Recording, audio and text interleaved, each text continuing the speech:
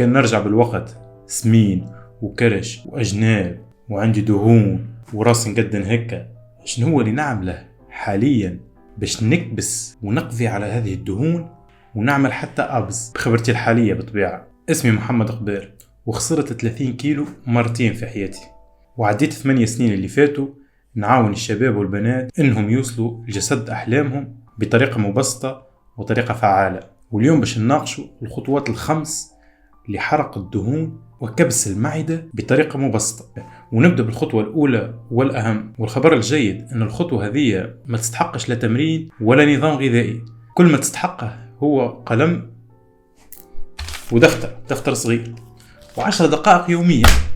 تاخذ ورقة وستيلو وتكتب فيها تاريخ بداية متاعك، وتكتب بالكبير 3 أسئلة كبار. السؤال الأول: لماذا التغيير؟ حتى كان عندك 10 أسباب، مثلا تكتب وقتاش نرتاح من كرشي، خلي الملابس تجيني مناسبة كما أندادي كما أصحابي. والسؤال الثاني هو: ماذا ستربح من حرق الدهون؟ مثلا كيف نضعف نقدر نلعب مع صغاري أو أندادي من غير ما نبدأ نلهث، ونقدر نجذب شريك حياتي. والسؤال الأخير: ما هي العقبات المتوقعة؟ وهي أي حاجة تحسها تعطلك على الهدف متاعك، إن كانوا أشخاص سلبيين أو أماكن، مثلا سهريات ليلية باش تفسد فيها الرجيم، أو وقت معين، مثلا كانك تجوع في الليل كيف تسهر يلزم تصلح نومك، ما عندكش حتى حل آخر معناه.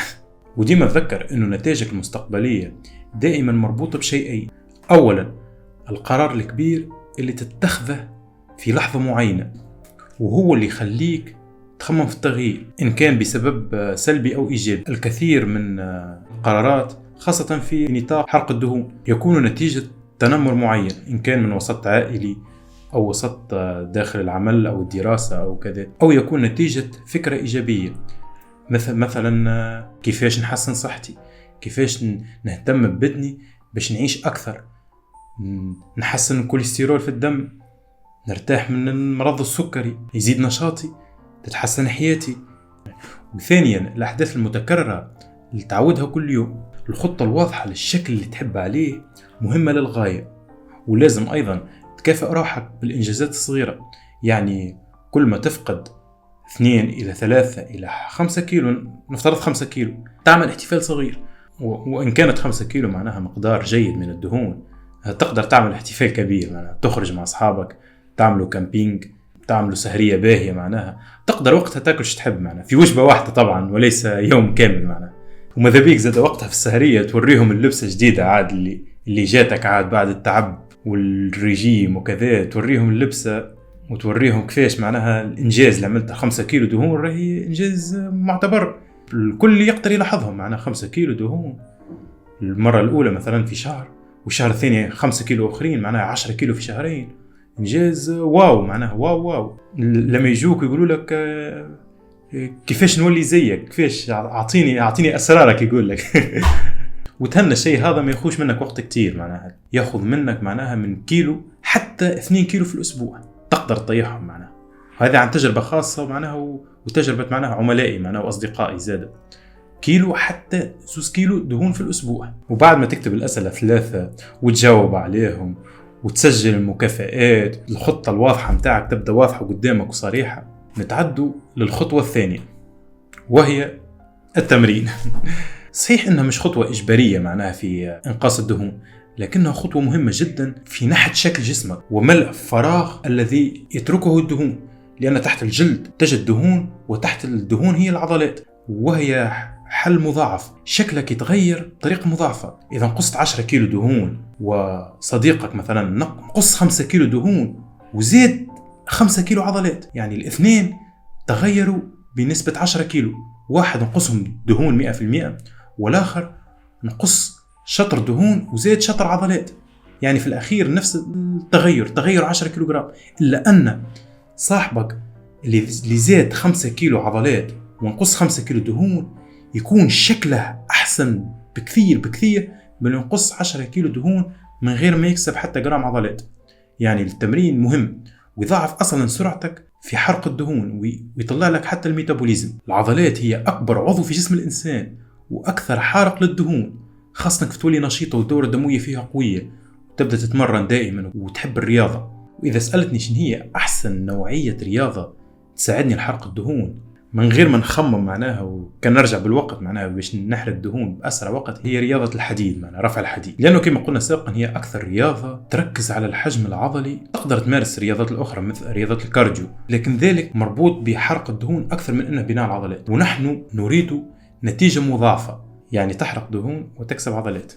وحتى كما دخلت الجيم حتى مرة في حياتك تقدر تبدأ بأوزان خفيفة، وباش نعطيك نظام بسيط على الغاية وأي إنسان يقدر يبدأ به ويحقق لك أقصى نتائج، وهو أنك تتمرن يوم أو يومين في الجيم، وفي اليوم الأول تلعب تمارين الجزء العلوي إن كان دفع أو سحب، وفي اليوم الثاني تلعب تمارين الجزء السفلي نصف ساعة فقط، من نصف ساعة إلى 45 دقيقة. وإذا أردت أن تحسن في النتيجة يمكنك تضيف وقت طبعا، لكن من المستحسن كمبتدئ ابدأ خطوة خطوة، لا تستبق الأحداث، وأعمل بعد التمرين قليل من الكارديو من 15 دقيقة إلى 20 دقيقة إن كان على الدراجة أو على التريدميل المشاية. وكانك إنسان مشغول تقدر تتمرن يوم في الأسبوع يكفي، ويوم في الأسبوع يحقق لك أكثر من 60% من النتائج العضلية.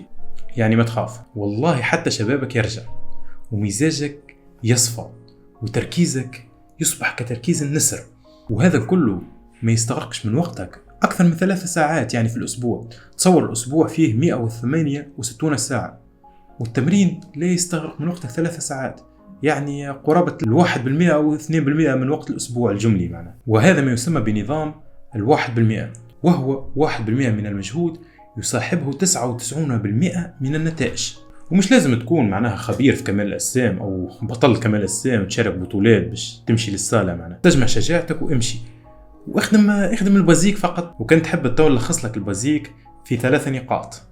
النقطة الأولى هي أنك تخدم تمارين ما توجعش المفاصل، والنقطة الثانية اقترب من الفشل العضلي، يعني عندما تتمرن حاول تخلي التمرين معناها قوي، تمرين كاسح. والنقطة الثالثة كل عضلة اخدم لها تمرين أو 2 في الأسبوع، ما تكثرش، تمرين أو 2 أكثر من كافي، وكل تمرين من 5 إلى 20 عدة، ما تفوتش. سهل الممتنع، وأنتم بتعرفوني صادق معاكم 100%. التمرين واحدة ما يكفيش، يلزم تعاونها بالريجي.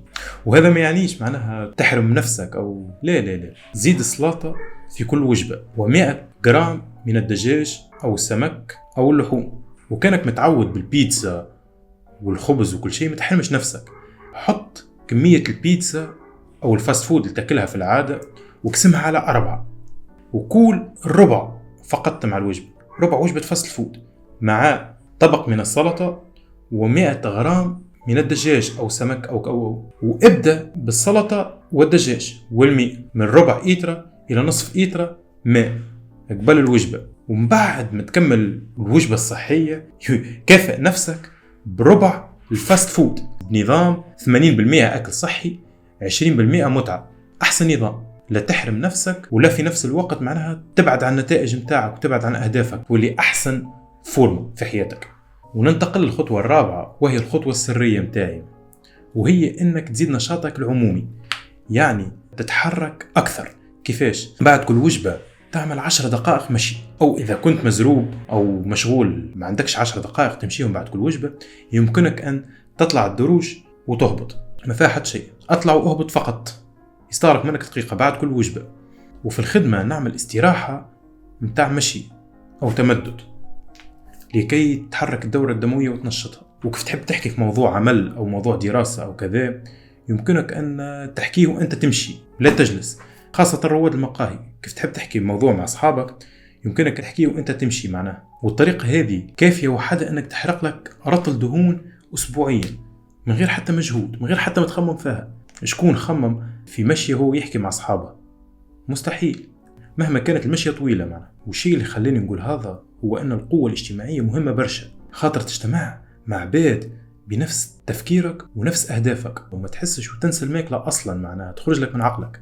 ديما تذكر أنك في أغلب الأحيان ماكش جيعان، يمكن تكون تعاني من إدمان الوجبات الدسمة، لأنه في الحقيقة الإنسان ما يستحقش 4 أو 5 وجبات معنا. الإنسان البدائي يوصل يأكل وجبة في اليوم تكفيه، وهو يمشي تلقاه 20 إلى 30 ألف خطوة في اليوم معنا. يعني قرابة من 6 إلى 8 ساعات مشي كل يوم، وتلقاه يأكل وجبة واحدة قبل النوم. لكن الإنسان في وقتنا هذا معرض أكثر للملل أو القلق أو الاكتئاب، وهو اللي يخليه يصنع إدمان جديد إن كان في الفاست فود أو غيره يعني. لهذا إنك تبعد عن الوحدة أمر مهم للغاية. وننتقل للخطوة الخامسة، وهي إنك تكون مدرب نفسك. ما ثم حتى شيء أكثر تحفيز من إنك تشوف نتائج تقدم متاعك، خاصة أسبوعيا نتائج سريعة، وهي مرآة للتعب متاعك وتضحيتك. واني نعرف إنه مش سهل تحرق الدهون، بالعكس حرق الدهون من أصعب الحاجات اللي إن الإنسان يجي يعملها.